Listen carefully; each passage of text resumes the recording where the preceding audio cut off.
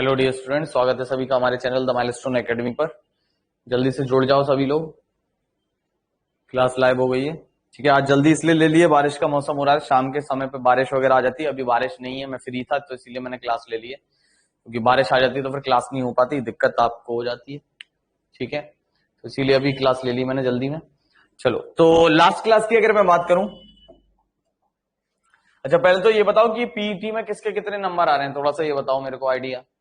अभी आंसर की आ गई, आंसर की से आपने लगाए होंगे, तो पीटी में कितने नंबर बन रहे हैं जरा ये बताओ। कट पिट के कितने नंबर बन रहे हैं पीटी में भाई? अजय भाई कितने नंबर बन रहे हैं तुम्हारे?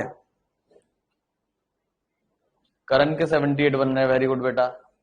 बादल बेटा कम बन रहे हैं, और बाकी लोग? अजय के कितने बन रहे हैं भाई?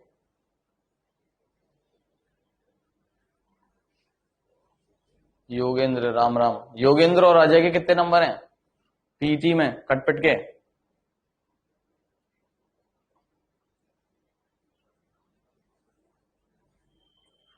चलो बताते रहना। लास्ट क्लास में अगर मैंने बात करूं तो लास्ट क्लास तक मैंने पढ़ा दिया था आपको, क्या भाग 1 पढ़ा दिया था, है ना।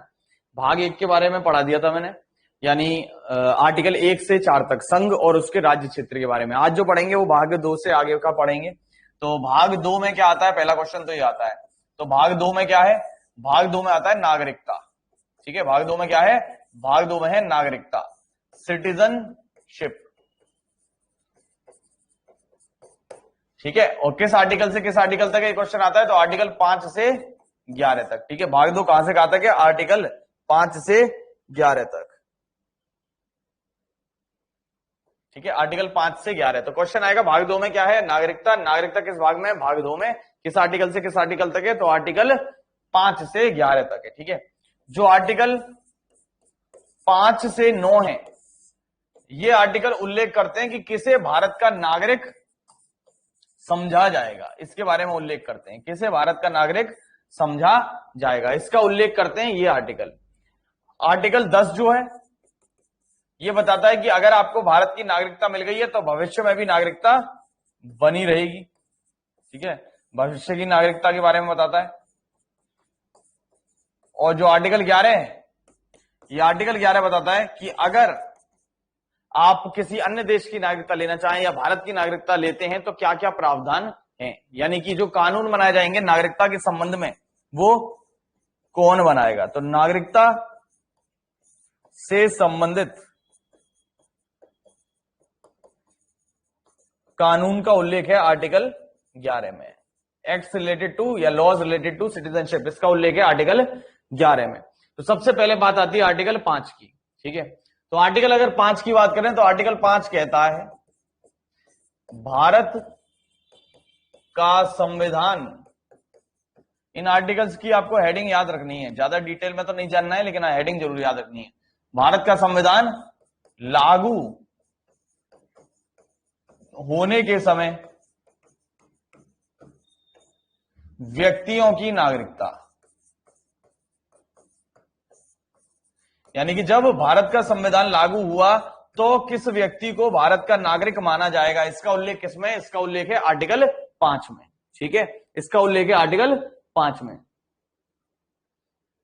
बेटा आज इमरजेंसी में ले लिया, क्योंकि आज वरना मैं फिर क्लास ले ही नहीं पाता। ठीक है, तो अगर नहीं ले पा रही हो आप लाइव तो कोई बात नहीं, रिकॉर्डेड देख लेना। वो बारिश की वजह से मैंने इसीलिए जल्दी ले ली, वैसे टाइमिंग शाम को ही रहेगा 7 बजे। ठीक है, टेंशन मत लो। तो जब कमेंसमेंट हुआ कॉन्स्टिट्यूशन, यानी जब कॉन्स्टिट्यूशन लागू हुआ, तो उस समय कौन कौन भारत का सिटीजन समझा जाएगा, कौन कौन भारत का नागरिक समझा जाएगा, इसका उल्लेख किसमें? आर्टिकल 5 में। ठीक है, इसके तहत सबसे इंपॉर्टेंट जो चीज मानी, जो हमने आधार माना है कि किसे भारत का नागरिक माना जाएगा, उसमें हमने जो आधार माना है वो क्या माना है? बेस जो कंसीडर किया है वो किया है अधिवास को, इंग्लिश में जिसे कहते हैं डोमिसाइल। यानी यदि किसी व्यक्ति का डोमिसाइल, परमानेंट एड्रेस, एक तरीके से इसको ऐसे समझ लो। ठीक है, परमानेंट एड्रेस यानी स्थायी निवास भारत के राज्य क्षेत्र का है, यानी उसका अधिवास जो है वो भारत का ही रहने वाला है, यहीं पर रहेगा, परमानेंट एड्रेस यहीं का है, तो फिर वो भारत का नागरिक माना जाएगा। ये आधार माना। इसके साथ यदि उसका जन्म भारत में हुआ, इसके साथ साथ या तो उसका जन्म भारत में हुआ हो, उसका जन्म ना हुआ हो तो माता पिता का जन्म हुआ हो, ठीक है, या तो उसी का जन्म हुआ हो, व्यक्ति का, जो भी व्यक्ति है उसका जन्म हुआ हो, वो नहीं तो उसके माता पिता का जन्म हुआ हो, और वो भी नहीं है, तो ऐसी स्थिति में या तीसरी कंडीशन क्या है, तीसरी कंडीशन है कि जब संविधान लागू हुआ तो उसके कम से कम 5 साल पहले से वो भारत में रह रहा हो। संविधान लागू होने के 5 वर्ष पूर्व से भारत में रह रहा हो। तो ये आर्टिकल पहले इंपॉर्टेंट था क्योंकि जब संविधान लागू हुआ था तब इसका उल्लेख था। अब इसका कोई एज सच अहम नहीं रह गया, लेकिन फिर भी कभी कभी पूछ लेता है कि आर्टिकल 5 में क्या है। तो आर्टिकल 5 में बताता है कि जब संविधान लागू हुआ तो किसे भारत का नागरिक माना जाएगा। तो उसमें सबसे इंपॉर्टेंट चीज हमने किसको माना, डोमिसाइल को, अधिवास को, कि अगर आपका परमानेंट एड्रेस यहां का है तो आप भारत के नागरिक होंगे। उसके साथ साथ आपका या तो जन्म भारत का होना चाहिए, अगर आपका जन्म नहीं है तो आपके माता पिता में से किसी का जन्म यहां पर हो, और वो भी नहीं है तो जब संविधान लागू हो रहा था तो यहाँ पे कभी कभी ये साल पूछ लेता है, तो कितने साल पहले से आप भारत में रह रहे हो। तो जिस डेट में संविधान लागू हुआ है उससे कम से कम 5 साल पहले से आप भारत में रह रहे हैं तो आप भारत के नागरिक माने जाएंगे। ये कहता है आर्टिकल 5। अब मान लो कि शुरुआत में पाकिस्तान और भारत एक ही थे, ठीक है, हाँ ठीक है, अभी तबीयत तो खराब नहीं थी, काम था असल में मेरे को इंपॉर्टेंट, ठीक है, तबीयत तो थोड़ी सी हाँ ऐसे ही रहती है, ठीक है, लेकिन हाँ थोड़ा काम था इस वजह से आज क्लास नहीं ली थी वो वाली, ठीक है। चलो, तो अगर हम बात करें तो जब भारत आजाद नहीं हुआ था तो पाकिस्तान भी भारत का ही हिस्सा था। तो ऐसी स्थिति में मान लो कि मैं लाहौर में रह रहा था, ठीक है, मान लो मैं कहां रह रहा हूं, लाहौर में रह रहा हूं। कोई बताएगा जरा लाहौर किस नदी के किनारे है, कमेंट में बताओगे जरा लाहौर किस नदी के किनारे है?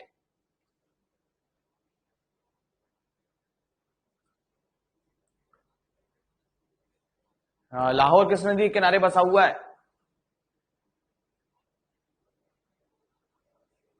हाँ भाई, किसी का कोई आंसर? तो लाहौर सिंधु नदी के किनारे नहीं है, लाहौर रावी नदी के किनारे है। कराची जो है वो सिंधु नदी के किनारे, इसको याद रखना। लाहौर अधिवेशन तिरंगा फहरा है रावी नदी के किनारे, ठीक है, तो रावी नदी के किनारे बसा हुआ है लाहौर। तो मान लो कि एक बंदा लाहौर में रहता है, तो ये क्या कहता था अपने आप को कि मैं कौन हूं, मैं हूं भारतीय। अब ना चाहते हुए भी 15 अगस्त 1947 से ये क्या हो गया, ये हो गया पाकिस्तानी। अब मैं कल तक तो सोआ था भारतीय था, सुबह उठाऊं तो पाकिस्तानी हो गया। तो ऐसी स्थिति में एक डेट फिक्स की गई थी, उसी से संबंधित है आर्टिकल 6। तो आर्टिकल 6 क्या कहता है, पाकिस्तान से भारत प्रवास करने वाले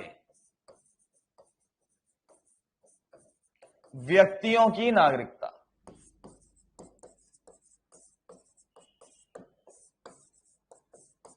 इंग्लिश में citizenship of person migrating from Pakistan to India. ऐसे व्यक्ति जो माइग्रेट किए कहां से, पाकिस्तान से भारत, उनकी नागरिकता के बारे में बताता है आर्टिकल 6। तो यदि कोई ऐसा व्यक्ति है जो पाकिस्तान में चला गया, जबकि था वो भारतीय, लाहौर में बाई चांस रह रहा था, तो वो अगर पाकिस्तानी हो रहा है तो यहां पर एक डेट फिक्स की गई कि ऐसा कोई व्यक्ति है जो पाकिस्तान से, यानी जो अब नया पाकिस्तान बन गया और नया भारत बन गया, उस नए भारत के क्षेत्र में आ जाता है। एक डेट फिक्स की गई, क्या, 19 जुलाई 1948। यदि इस डेट से पहले वो भारत के राज्य क्षेत्र में आ जाता है तो वो भारत का नागरिक ही माना गया होगा, उसको कोई विशेष प्रावधान करने की जरूरत नहीं है।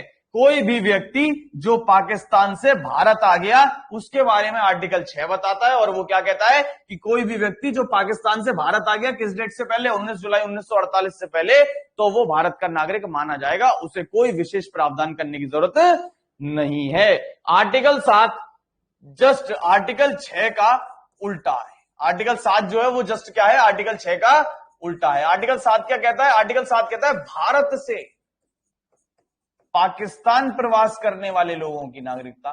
तो ऐसा भी तो हो सकता है कि भैया मैं यहां पंजाब में रहता था, मेरी फैमिली यहां लाहौर में रहती थी, अब ये पंजाब वाला चाह रहा है कि मैं कहां चला जाऊं, लाहौर चला जाऊं। तो ये पंजाब वाले क्षेत्र का व्यक्ति भी लाहौर जा सकता था, किस कंडीशन के तहत, वही जो हमने आर्टिकल 6 में पढ़ी, कि अगर कोई बंदा भारत का था वो चला गया पाकिस्तान में 1 मार्च 1947 के बाद, और यदि भारत के क्षेत्र में दोबारा लौट कर आ गया किस डेट से पहले, 19 जुलाई 1948 से पहले, तो वो भारत का नागरिक माना जाएगा। तो इतना डिटेल में नहीं पूछता है, डायरेक्ट बस आर्टिकल पूछ लेता है। तो आर्टिकल 6 में है पाकिस्तान से भारत प्रवास करने वालों के लिए, और आर्टिकल 7 में भारत से पाकिस्तान प्रवास करने वालों के लिए। ठीक है, आर्टिकल 8 अक्सर पूछता नहीं है, फिर भी मैं आपको बता दे रहा हूं, इंपॉर्टेंट तो नहीं है लेकिन फिर भी याद रखना चाहो रख सकते हो। इसमें ऐसे लोगों के लिए है जो विदेशी मूल के होते हैं। ठीक है, यानी भारतीय मूल के तो हैं लेकिन विदेशों में रह रहे हैं, एनआरआई वगैरह वाले कंसेप्ट जो है वो आर्टिकल 8 में आता है। ठीक है, कि विदेश में जन्म हुआ है तो वो सब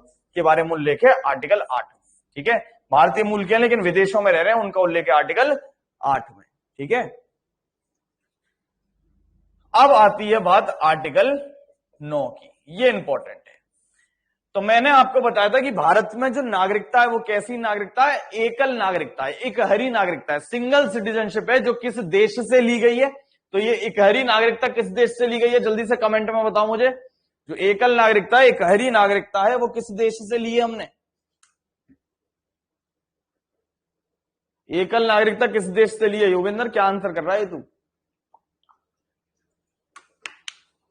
यूएसए में दोहरी नागरिकता है, इंग्लैंड से ली है हमने। इकहरी नागरिकता कहां से ली है, एकल नागरिकता कहां से ली है? तो ये ली हमने इंग्लैंड से।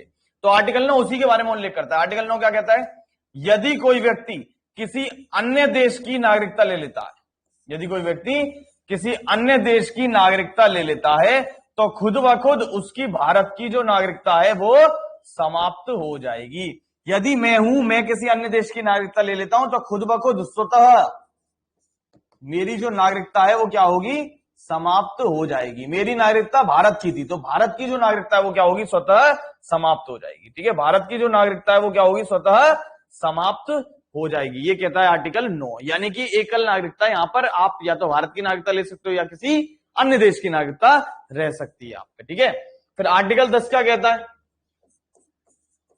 आर्टिकल 10 कहता है कि यदि आपने भारत की नागरिकता ले ली, भारत की नागरिकता धारण कर ली है,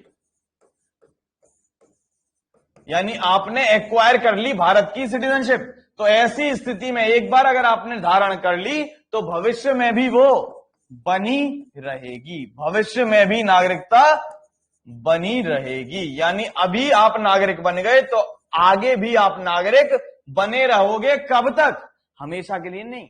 कब तक? जब तक कि संसद किसी विधि के द्वारा उसे समाप्त ना कर दे, संसद समाप्त ना कर दे। यानी अगर कोई ऐसा कानून बना हुआ है जिसका आपने उल्लंघन कर दिया तो आपकी नागरिकता जो आपको मिली थी वो आपसे छीनी जा सकती है।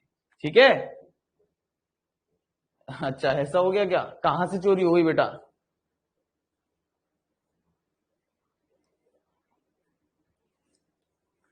ठीक है, तो अगर आपकी नागरिकता आर्टिकल 10 के तहत क्या है कि अगर आपने भारत की नागरिकता धारण कर ली है तो भविष्य में भी वो बनी रहेगी। और अच्छा डीएस कॉलेज से, अरे चलो अब साइकिल तो ऐसी चीज है कि मिलेगी भी कैसे? ठीक है, मोटरसाइकिल वगैरह होती तो नंबर नंबर भी होता है, साइकिल का तो यार बड़ा मुश्किल है, उठ गई तो मिलना। ठीक है, तो भविष्य में भी उसकी नागरिकता बनी रहेगी, लेकिन हाँ कैसे, कब तक बनी रहेगी? यदि संसद किसी ऐसी विधि संसद ने बना रखी है जिसका उल्लंघन आप नहीं करते तब तक। नेक्स्ट बात आती है आर्टिकल 11। ये शॉर्ट में बता रहा हूं, जितने भी एग्जाम है उसमें इसी से काम हो जाएगा। अभी डिटेल में फिर से आएगा, ये पीडीएफ लिखा हुआ है तो उससे पढ़ लेना। ठीक है, आर्टिकल 11 क्या कहता है? आर्टिकल 11 कहता है कि नागरिकता से संबंधित कोई भी कानून, नागरिकता से संबंधित कोई भी कानून केवल कौन बना सकता है? तो कानून बनाने का अधिकार किसे है? संसद को। तो नागरिकता से संबंधित कोई भी कानून केवल और केवल कौन बना सकती है? संसद बना सकती है, कोई विधानमंडल नहीं बना सकता। यानी कि कोई भी स्टेट के द्वारा कोई कानून नागरिकता के संबंध में नहीं बनाया जा सकता। नागरिकता के संबंध में केवल कानून कौन बनाएगी? संसद बनाएगी। और ये जो नागरिकता है ये किस मंत्रालय के तहत आती है? तो जो नागरिकता है ये किस मंत्रालय के तहत आती है, कोई बताएगा जरा?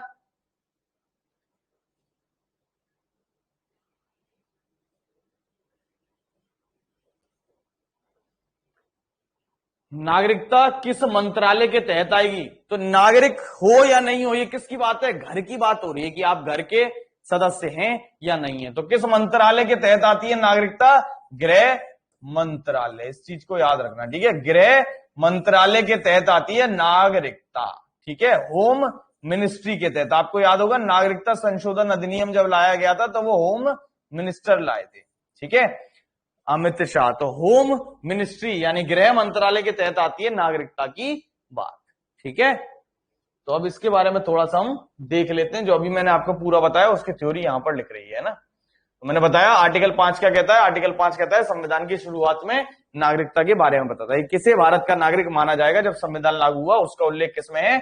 उसका उल्लेख है आर्टिकल 5 में, ठीक है। जिसमें मैंने बताया मेन क्या मानना है? अधिवास, ठीक है, यानी डोमिसाइल। दूसरा क्या है? आर्टिकल 6 क्या कहता है? पाकिस्तान से भारत आने वाले व्यक्ति की नागरिकता के बारे में बताता है। यानी कोई व्यक्ति अगर पाकिस्तान से भारत आ गया है तो उसकी नागरिकता के बारे में उल्लेख किसमें है? आर्टिकल 6 में, ठीक है।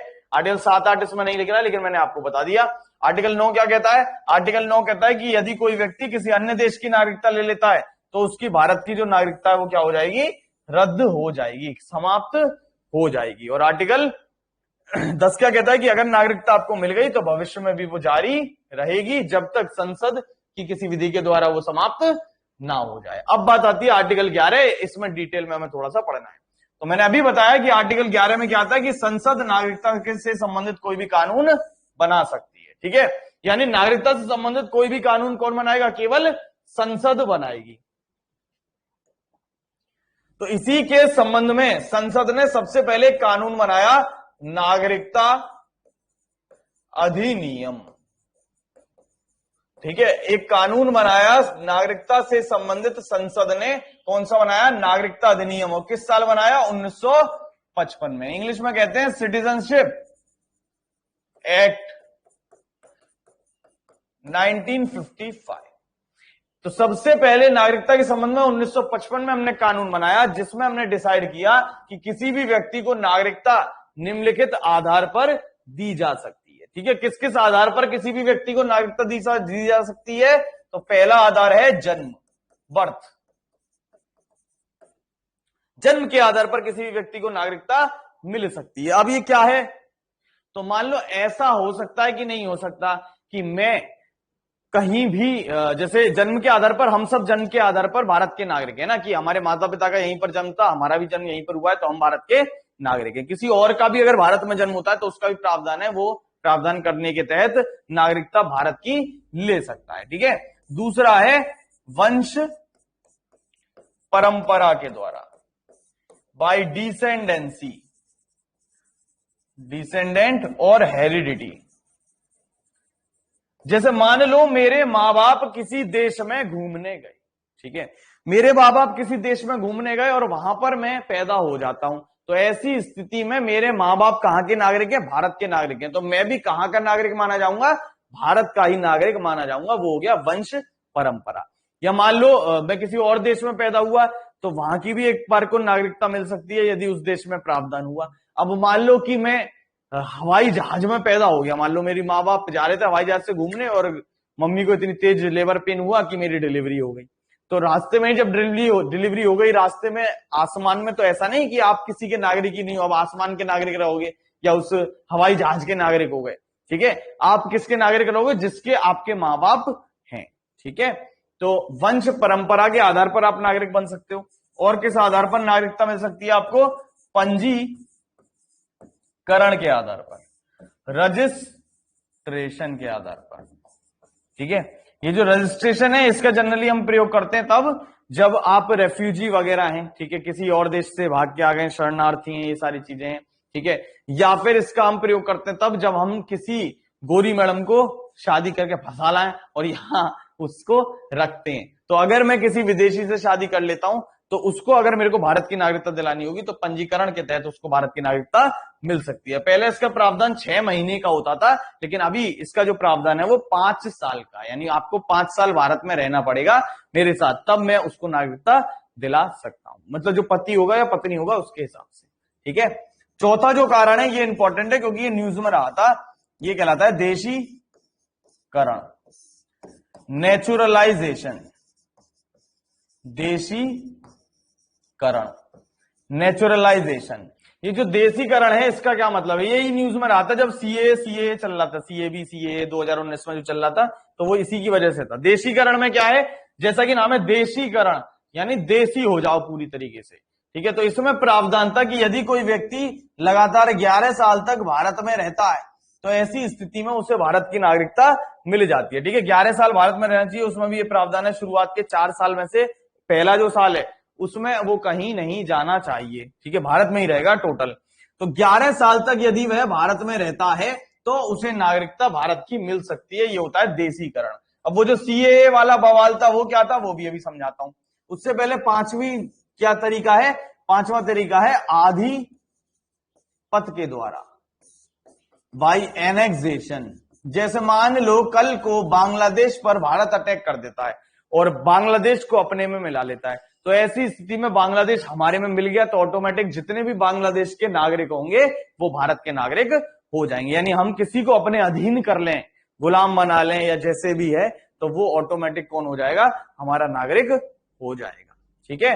अब देशीकरण से ही बवाल रहा था 2019 में, तो वो सीएए क्या था उसको मैं आपको समझा दे रहा हूं, ठीक है। तो वो जो सीएए न्यूज में इतना रहा वो क्या था, देखो हमारे आसपास के जो 3 देश हैं मुस्लिम बहुल्य देश, कौन कौन से, पाकिस्तान, अफगानिस्तान और बांग्लादेश,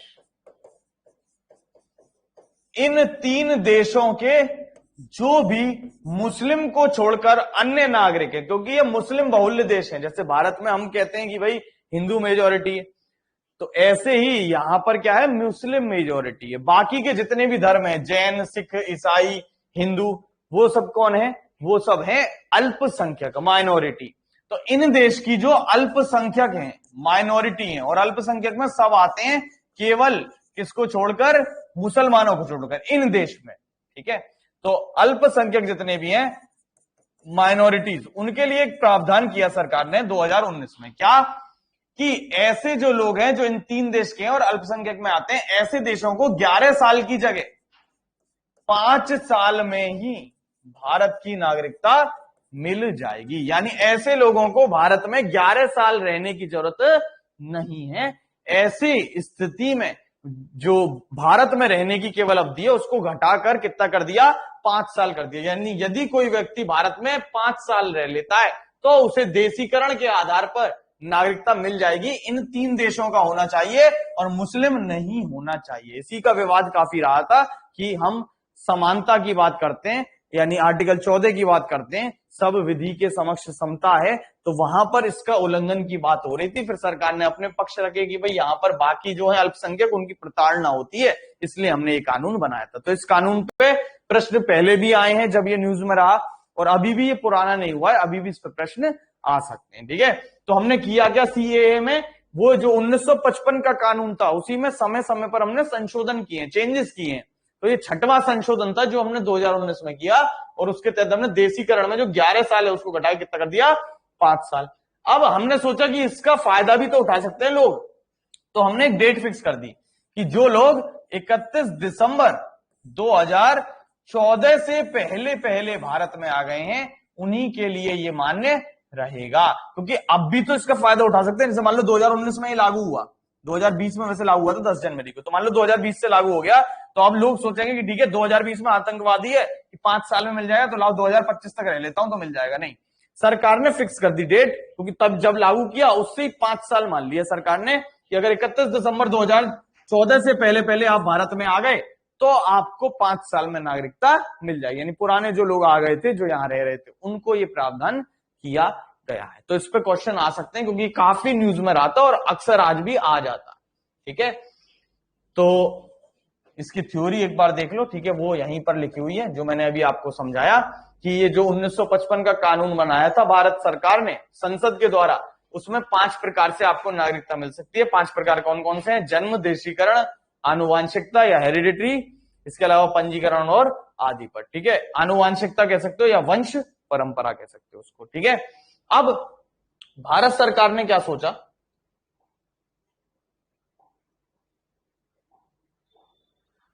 भारत सरकार ने क्या सोचा कि ऐसे भारत में बहुत सारे नागरिक हैं जो जनरली हायर एजुकेशन के लिए यानी और पढ़ाई करने के लिए विदेशों में चले जाते हैं, ठीक है।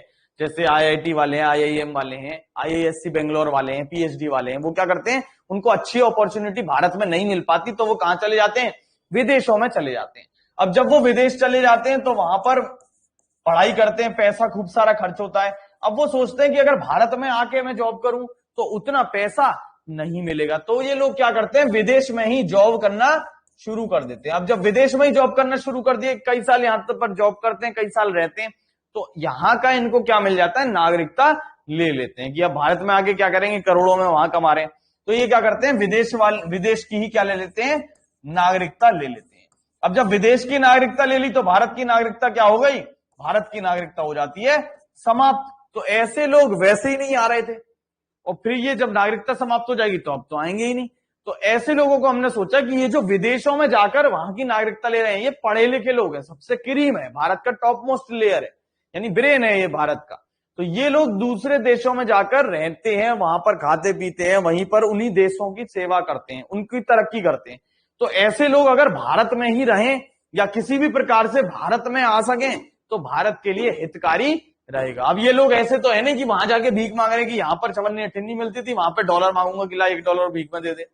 तो ये लोग क्या है, मेहनती लोग हैं, बड़े बड़े लोग हैं, सीईओ बने बैठे हैं कंपनियों के, ठीक है, या किसी और उच्च पद पर है। तो ऐसे लोगों के लिए भारत ने सोचा कि ये लोग काम के हैं, पैसा देंगे, और भारत को क्या चाहिए, पैसा ही चाहिए, पैसे की कमी है हमारे पास। तो हमने सोचा कि ऐसे लोगों की नागरिकता समाप्त नहीं करते, ऐसे लोगों को हमने प्रावधान कर दिया किसका, दोहरी नागरिकता का, डुअल सिटीजनशिप का। तो वैसे तो भारत में दोहरी नागरिकता नहीं है, लेकिन ऐसे लोगों के लिए हमने प्रावधान दोहरी नागरिकता का कर रखा है। तो जो हमारा नागरिकता अधिनियम 1955 था, इसी में हमने एक संशोधन कर दिया, नागरिकता अधिनियम,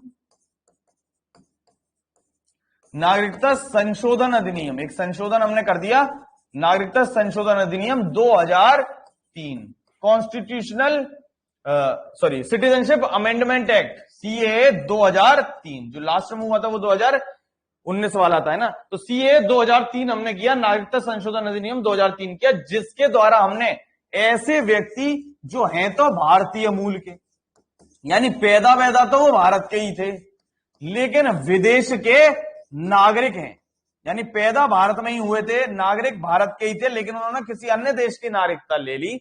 तो ऐसे लोगों को भारत की भी नागरिकता दी जा सकती है। इससे फायदा क्या है, इससे ये फायदा है कि ये लोग अगर भारत में आएंगे तो पैसा वैसा इन्वेस्ट करेंगे, हमें पैसा मिलेगा, यही हमें चाहिए। तो ऐसे लोगों को दोहरी नागरिकता का प्रावधान कर दिया। कब कर दिया, 2003 में। शुरुआत में यह प्रावधान केवल 16 देशों के लिए ही किया गया था, लेकिन आगे चलकर इसमें फिर संशोधन कर दिया। कौन सा संशोधन, 2005 का नागरिकता संशोधन अधिनियम 2005, और इसे अन्य देशों के लिए भी लागू कर दिया।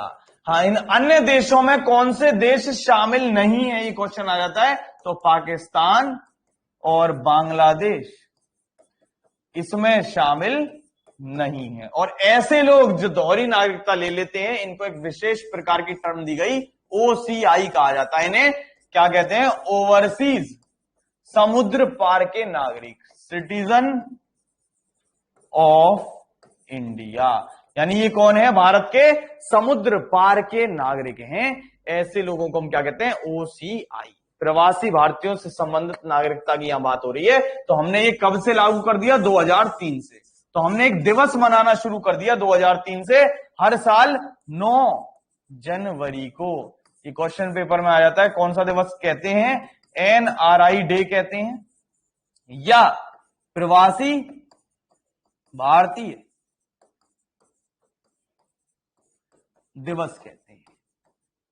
एनआरआई डे या प्रवासी भारतीय दिवस। 9 जनवरी को मनाया जाता है। 9 जनवरी को ही क्यों मनाते हैं? क्योंकि 9 जनवरी 1915 को दक्षिण अफ्रीका से गांधी जी लौट कर आए थे, तो उन्हीं की याद में ये प्रवासी भारतीय दिवस हम मनाते हैं हर साल। कब? 9 जनवरी को। पहली बार कब मनाया गया? 2003 में। हर साल एक साल बाद ये होता था, लेकिन जब से नरेंद्र मोदी जी की सरकार आई है, उन्होंने इसे 1 साल की जगह अब 2 साल में एक बार कर दिया है। तो पहले तो 2019 में हुआ था, ठीक है, वाराणसी में जब कुंभ मेला लग रहा था उसके दौरान हुआ था ये, ठीक है, प्रयागराज के समय में, ठीक है, वाराणसी में। और अभी 2021 का हुआ है, ये कहां हुआ है? ये दिल्ली में ही हुआ। और इस बार क्योंकि कोविड चल रहा था तो कैसे हुआ? वीडियो कॉन्फ्रेंस के माध्यम से हुआ, ठीक है, यानी वर्चुअल हुआ, ऑनलाइन हुआ, वीडियो कॉन्फ्रेंस के माध्यम से। जैसे मैं आपकी अभी क्लास ले रहा हूं, ऐसे नरेंद्र मोदी जी बैठ गए कैमरे के आगे और उन्होंने संबोधित किया था, ठीक है। 2021 में 16वां प्रवासी भारतीय दिवस मनाया गया था, ठीक है, 16वां प्रवासी भारतीय दिवस मनाया गया था 2021 में, ठीक है। तो इस चीज को याद रखना कि पहला प्रवासी भारतीय दिवस कब हुआ? वो हुआ था 2003 में। अभी 2021 में लास्ट हुआ है, दिल्ली में मनाया गया था। इसकी थीम वगैरह भी पूछ लेता है, तो करंट अफेयर्स अगर आपने पढ़ा होगा तो वो आपने देखा होगा, जनवरी की करंट अफेयर्स में मैंने इसका उल्लेख कर रखा है कि थीम क्या थी इस बार की, है ना, कुछ ऐसी थी शायद, कंट्रीब्यूटिंग टू आत्मनिर्भर भारत, ऐसी कुछ थीम थी इसकी, प्रवासी भारतीयों वालों की, ठीक है।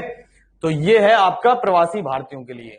अब जैसे कि अक्षय कुमार है ना, उसको आपने सुना होगा, कनाडा की नागरिकता है उस पर, लेकिन वो भारत का भी नागरिक है, यहाँ पर टैक्स वगैरह देता है, यहाँ पर रहता है, लेकिन ऐसे लोगों को कुछ अधिकार नहीं होते। अब कुछ तो अलग होगा इनमें और हम में, ठीक है, अब हम नागरिक हैं और ये भी नागरिक हैं, तो दोहरी नागरिकता तो दे रखी है, लेकिन कुछ ना कुछ तो अलग होगा। तो ऐसे लोगों के पास क्या नहीं होता?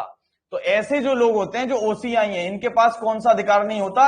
इनके पास मतदान का अधिकार नहीं होता, राइट टू वोट इनके पास नहीं होता। और जब मतदान का अधिकार नहीं है तो ऑब्वियसली क्या है? चुनाव का अधिकार भी नहीं होगा, यानी ये किसी भी प्रकार का चुनाव नहीं लड़ सकते, यानी ये प्रधान नहीं बन सकते, ये मेयर नहीं बन सकते, प्रधानमंत्री नहीं बन सकते, राष्ट्रपति नहीं बन सकते, किसी भी प्रकार के चुनाव में भाग नहीं ले सकते। और ये क्या नहीं कर सकते? किसी भी सरकारी पद को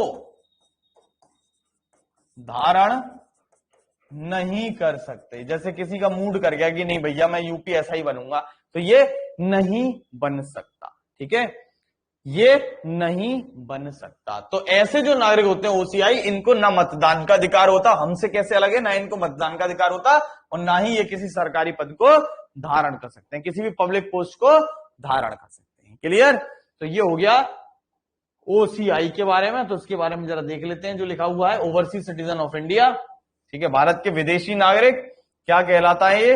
जो नागरिकता संशोधन हमने 2003 में किया, उसके द्वारा इसको लागू किया था, ठीक है। शुरुआत में 16 देशों के लिए लागू था, फिर हमने दोबारा से 2005 में संशोधन करके इसे अन्य देशों के लिए लागू कर दिया। कैसे लोगों के लिए लागू है? जो भारतीय मूल के हैं लेकिन विदेश के नागरिक है, यानी होने भारतीय मूल के ही चाहिए। ऐसा नहीं कि कोई भी अंग्रेज को आपने दोहरी नागरिकता दे दी, होना भारतीय मूल का ही चाहिए, ठीक है।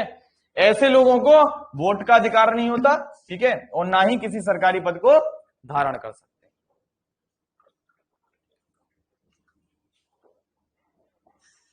अब बात आती है किसी व्यक्ति की किस प्रकार नागरिकता समाप्त हो सकती है, ठीक है। कोई भी व्यक्ति है, उसकी किस प्रकार से नागरिकता समाप्त हो सकती है? तो किसी भी व्यक्ति की नागरिकता 3 प्रकार से समाप्त हो सकती है, ठीक है। 3 तरीके से किसी भी व्यक्ति की नागरिकता समाप्त हो सकती है। कैसे कैसे? पहला तो वो खुद से ही त्याग दे, ठीक है, खुद से मैं अपनी नागरिकता त्याग देता हूं तो ऑब्वियसली मेरी समाप्त हो जाएगी नागरिकता, ठीक है। या फिर दूसरा तरीका क्या है? किसी अन्य देश की नागरिकता लेने पर, जो हमने अभी आर्टिकल 9 में पढ़ा था। तो ये 2 तो समझ में आती है, खुद से छोड़ दूं या किसी अन्य देश की नागरिकता ले लूं। तीसरा जो है वो क्या है? वो है संसद के द्वारा बनाया गया कानून। कोई संसद ने अगर कानून बना रखा है तो उसके तहत भी आपकी नागरिकता समाप्त हो सकती है, जिसमें मेन 2 हैं। क्या? पहला तो है कि यदि आप शत्रु की मदद कर देते हो, जैसे मान लो युद्ध चल रहा है भारत पाकिस्तान का और आपने पाकिस्तान को सपोर्ट कर दिया, पाकिस्तान के साथ आप जुड़ गए कि नहीं मैं भारत के पक्ष में नहीं पाकिस्तान के पक्ष में लड़ूंगा, पाकिस्तान को आपने लीक कर दी हमारी इंफॉर्मेशन, तो आपकी नागरिकता क्या होगी? समाप्त हो सकती है। दूसरा तरीका क्या है कि लगातार यदि आप 7 साल तक भारत नहीं आते हैं, यानी विदेश में रहते हैं लगातार 7 साल तक, 6 साल 364 दिन आ जाते हो तब भी मान्य रहेगा। अगर लगातार 7 साल तक आप विदेश में रहते हो और भारत नहीं आते हो तो भी आपकी नागरिकता क्या होगी, समाप्त हो जाएगी। ये तरीके हैं नागरिकता समाप्त होने के। ठीक है, तो ये हो गया आपका भाग 2 खत्म। कुछ क्वेश्चन है ये कर लेना। ठीक है, फिर आता है भाग 3, और भाग 3 बहुत ही इंपॉर्टेंट है, जहां से बहुत सारे क्वेश्चन पेपर में आपको मिलेंगे। तो भाग 3 में क्या है, भाग 3 में है मूल अधिकार। ठीक है, भाग 3 में क्या है, भाग 3 में है मूल अधिकार। ठीक है, फंडामेंटल राइट्स, मूल अधिकार भी कह देते हैं या मौलिक अधिकार भी कह देते हैं। ठीक है, मूल अधिकार भी कह सकते हो या मौलिक अधिकार भी कह सकते हो, बात एक ही चीज है। ठीक है, फंडामेंटल राइट्स, मौलिक अधिकार। किस आर्टिकल से किस आर्टिकल तक है, आर्टिकल डायरेक्ट पूछ लेता है 12 से 35। ठीक है, किस आर्टिकल से किस आर्टिकल तक है, 12 से 35 तक। ठीक है, हाँ बिल्कुल। तो भाग 3 में क्या है, मौलिक अधिकार। और किस देश से लिए हैं ये मौलिक अधिकार हमने, तो मौलिक अधिकार हमने लिए हैं यूएसए से। ठीक है, किस देश से लिए हैं, यूएसए से। क्वेश्चन आता है कि 1935 के भारत शासन अधिनियम में, गवर्नमेंट ऑफ इंडिया एक्ट, इसमें कितने मूल अधिकार थे, 6, 7, 8, 9 या कुछ और 5, 6, 7, 8, जो आपकी गिनती जो आपको अच्छी लगे। तो हमने जरा बताओगे कि जो 1935 का भारत शासन अधिनियम था उसमें कितने मूल अधिकार थे।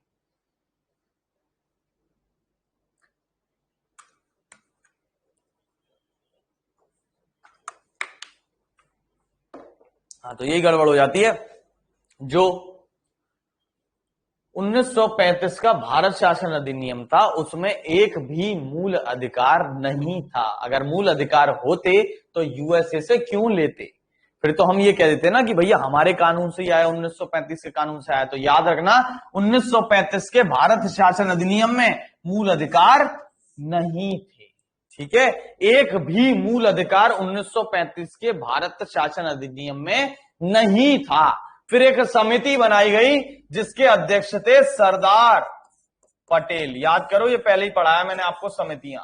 एक समिति बनाई गई सरदार पटेल की अध्यक्षता में।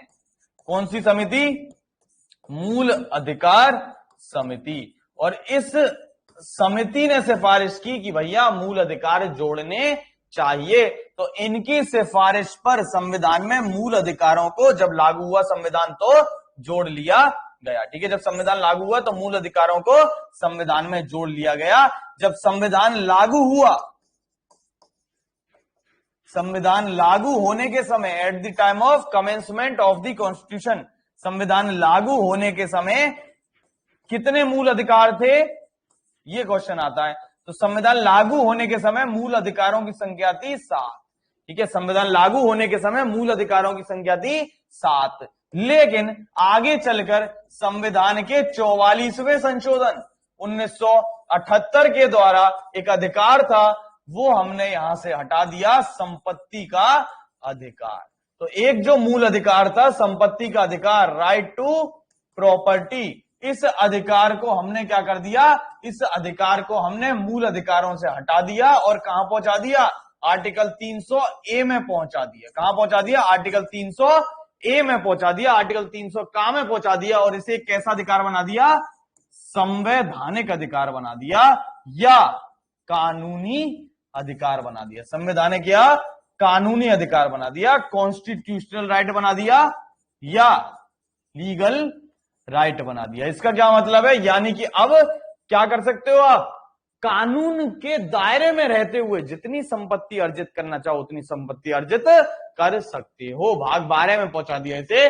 तो अब वर्तमान में मूल अधिकार कितने रह गए, शुरुआत में तो 7 थे, तो वर्तमान में मूल अधिकार कितने रह गए, तो वर्तमान में मूल अधिकारों की संख्या है 6। वर्तमान में मूल अधिकार कितने हैं, 6 हैं। क्वेश्चन आता है ये 6 कौन कौन से हैं और डायरेक्ट मिलाने को आ जाता है किस आर्टिकल से कौन सा आर्टिकल तक मूल अधिकार है। तो पहला जो मूल अधिकार है वो है समता या समानता, बात एक ही है, का अधिकार, समता या समानता का अधिकार। ठीक है, राइट टू इक्वलिटी, आर्टिकल 14 से 18 तमाम बार पेपर में डायरेक्ट क्वेश्चन आ चुका है। किस आर्टिकल से किस आर्टिकल तक है? 14 से 18, 15 से 18 या 16 से 20 ऐसे क्वेश्चन आ जाते हैं, 19 से 22। दूसरा जो आर्टिकल है वो है स्वतंत्रता, दूसरा जो हमारा अधिकार है वो है स्वतंत्रता का अधिकार, स्वतंत्रता का अधिकार, राइट टू फ्रीडम। और ये किस आर्टिकल से किस आर्टिकल तक है? आर्टिकल 19 से 22। किस आर्टिकल से किस आर्टिकल तक है? आर्टिकल 19 से 22। तीसरा जो अधिकार है वो है हमारे पास शोषण के विरुद्ध अधिकार, शोषण के विरुद्ध अधिकार। इसका क्या मतलब है? राइट अगेंस्ट एक्सप्लॉइटेशन, यानी कोई भी व्यक्ति यदि आपका शोषण करता है तो उसकी आप कंप्लेंट कर सकते हैं। शोषण के विरुद्ध अधिकार है, याद रखना। शोषण का अधिकार नहीं है, किसी का शोषण कर रहे हो उसका अधिकार नहीं है। शोषण हो रहा है तो उसके आवाज, उसके खिलाफ आवाज उठाने का अधिकार है। इसके लिए दो आर्टिकल हैं, आर्टिकल 23 और 24। दो आर्टिकल हैं, आर्टिकल 23 और 24। चौथा जो है वो है धर्म की स्वतंत्रता का अधिकार, धर्म की स्वतंत्रता का अधिकार।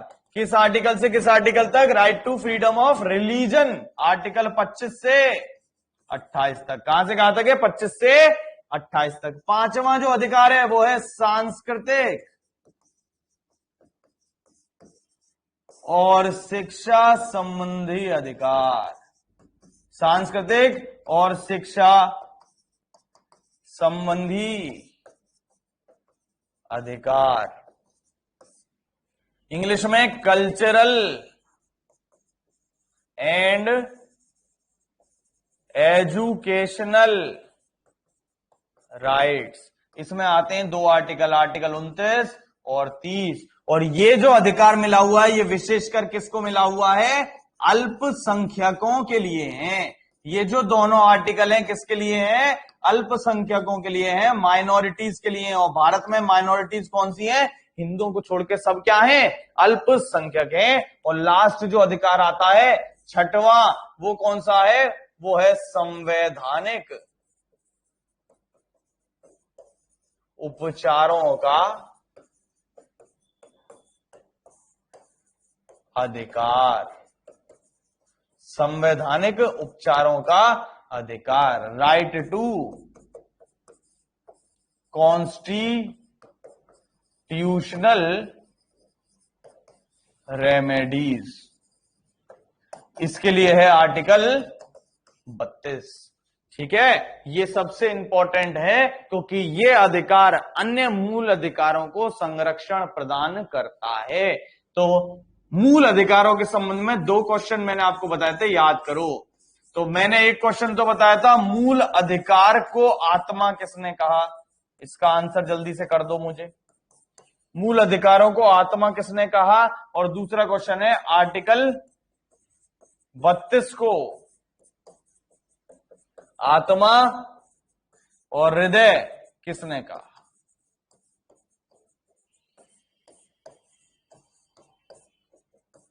दो क्वेश्चन आते हैं, तो दोनों के आंसर बताओ जरा। मूल अधिकार को आत्मा किसने कहा और आर्टिकल 32 को आत्मा और हृदय किसने कहा? जल्दी से बताओ।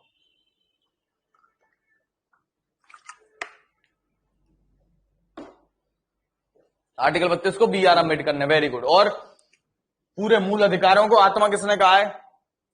सोल ऑफ द कॉन्स्टिट्यूशन, संविधान की आत्मा मूल अधिकारों को किसने कहा है?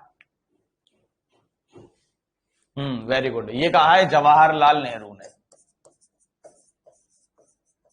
ठीक है, और ये किसने कहा है? ये कहा है बी आर अम्बेडकर। ठीक है भाई, इतना यहां तक किसी को कोई डाउट नहीं होना चाहिए। तो लाओ फिर देख लेते हैं जरा यही जो अभी समझाया तुम्हें। ठीक है, तो मैंने बताया अभी 1935 के जो भारत शासन अधिनियम था उसमें किसी भी प्रकार का कोई मूल अधिकार नहीं था। ठीक है, जो मूल अधिकार है हमने कहां से लिए हैं, यूएसए से लिए हैं। 1935 के भारत शासन अधिनियम में मूल अधिकार नहीं थे। फिर सरदार पटेल की अध्यक्षता में हमने क्या किया, एक मौलिक अधिकार समिति बनाई, फंडामेंटल राइट्स कमेटी बनाई, उसकी सिफारिश पर हमने संविधान में क्या लागू किया, मूल अधिकारों को लागू किया। ठीक है, कोई क्वेश्चन एक दे रहा हूं मैं आपको, जरा इसका आप आंसर बताना, इतिहास से लिंक्ड है। ठीक है, अगर आपने यूपी ट्रिपल एससी पीईटी के लिए मेरे अगर इतिहास के थोड़े बहुत नोट्स पढ़े होंगे, क्योंकि एग्जाम था आपका जो मैंने डाल दिए थे आपकी ऐप पर, तो उसके तहत बताना, उसमें भी ये लिखा हुआ है। ठीक है, हाँ, तो ये है कांग्रेस के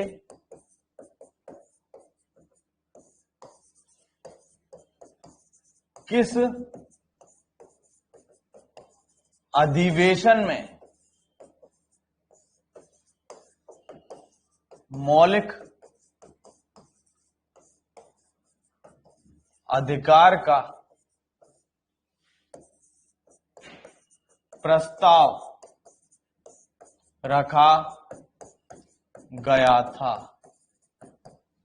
और किसने रखा था, ये क्वेश्चन आता है। ठीक है, जो कांग्रेस का ऐसा कौन सा सेशन था, आजादी से पहले हर साल सेशन होते थे मेन। ठीक है, तो कांग्रेस का ऐसा कौन सा सेशन था, ऐसा कौन सा अधिवेशन था जिसमें मौलिक अधिकारों का प्रस्ताव रखा गया था, रेजोल्यूशन रखा गया था फंडामेंटल राइट्स का, और ये किसने रखा था, यानी किसने प्रस्तुत किया था ये। ठीक है, और ये एक अधिवेशन हुआ था, तो इस अधिवेशन के 3 क्वेश्चन आ गए यहीं से। इस अधिवेशन के अध्यक्ष कौन थे, कांग्रेस के अध्यक्ष रहते थे ना हर अधिवेशन में, तो इसका कोई आंसर करेगा जरा, किसी को अगर पता हो तो।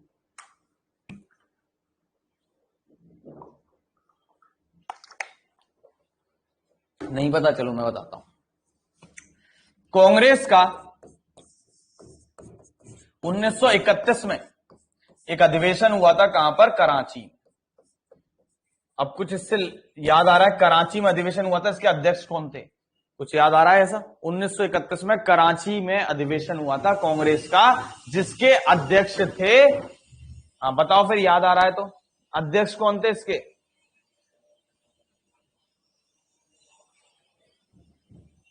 जेबी कृपलानी? नहीं, ये नहीं थे, इसके अध्यक्ष थे सरदार पटेल। ठीक है, लेकिन जो प्रस्ताव प्रस्तुत किया था वो किसने किया था, जो प्रस्ताव रखा था वो रखा था जवाहरलाल नेहरू ने। 4 क्वेश्चन होगा यहीं से। कब हुआ? 1931 में, कराची में, सरदार पटेल अध्यक्ष थे, प्रस्ताव रखा जवाहरलाल नेहरू ने। यहीं से 4 क्वेश्चन आपके तैयार हो जाते हैं। ठीक है, तो हमने फिर क्या किया, शुरुआत में जब संविधान लागू हुआ था तो मूल अधिकारों की संख्या थी 7, लेकिन हमने क्या किया, 44वें संशोधन के द्वारा, जो किसके समय में हुआ था, इस समय सरकार थी, 44वें संशोधन के समय में सरकार थी जनता दल की, जनता पार्टी वाली सरकार थी, जनता दल की सरकार थी, और पीएम थे इस समय मोरारजी देसाई। भारत के सबसे वृद्ध पीएम रहे हैं ये मोरारजी देसाई। जब मैं पीएम वगैरह पढ़ाऊंगा क्रम से तब बताऊंगा। तो जनता दल की सरकार थी, मोरारजी देसाई पीएम थे। तो 1978 में हमने 44वें संशोधन के द्वारा एक मूल अधिकार हटा दिया। कौन सा? संपत्ति का अधिकार। बार बार आता है, कौन सा अधिकार हटाया था? संपत्ति का अधिकार हटाया था। किस संशोधन के द्वारा? 44वें संशोधन के द्वारा। किस साल में? 1978 में। साल नहीं लिखा क्या यहाँ? अच्छा, साल और ऐड कर लेना, साल रह गया है 1978 में। ठीक है, कब हुआ था ये संशोधन? 1978 में।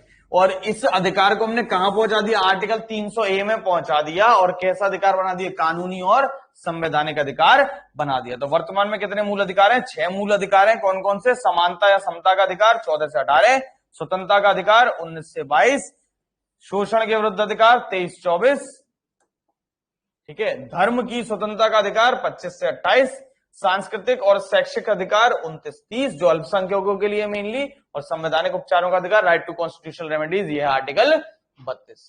तो कौन सा आर्टिकल क्या क्या कहता है, ये सारी चीजें हम पढ़ेंगे कल। आज के लिए रखते हैं इतना ही। बहुत बहुत धन्यवाद। अगर कोई भी डाउट हो तो आप मेरे से पूछ सकते हैं, ठीक है। इसकी पीडीएफ मैं आपको भेज दूंगा, कुछ क्वेश्चन है उनको लगा लेना, ठीक है।